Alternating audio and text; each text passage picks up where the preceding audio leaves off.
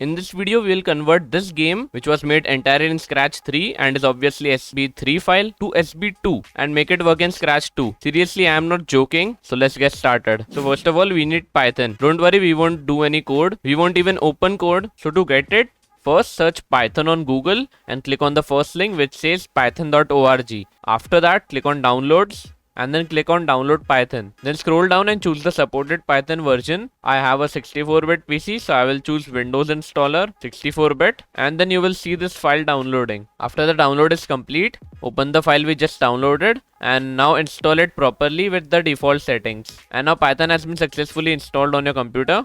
Let's move on to the next step. Then go to the link in the description and download this converter, which will be a .zip file. Then extract the .zip file to anywhere you want. In this case, I am using WinRAR to do it. After extraction, open the folder where you extracted it and right click on the sb3 to sb2.py file and choose open with and then choose Python. Then this black CMD window will come out and it will ask for a Scratch project. Just choose your Scratch 3 or sb3 file and then click select. Then save it as a sb2 file by just putting the name and click save. After this, click on OK when this pops up and we are done. Now open Scratch 2 and open this newly created sb2 file or just double click on it to open it. And as you can see, I can play it smoothly. Although there are some bugs like this font bug you can see with the text, this works perfectly fine. If you want more info on bugs and glitches, check out the links in the description. That's all for this video. If it worked, hit that like button and subscribe for more awesome Scratch content like this. Thank you guys for watching and I'll see you in the next video.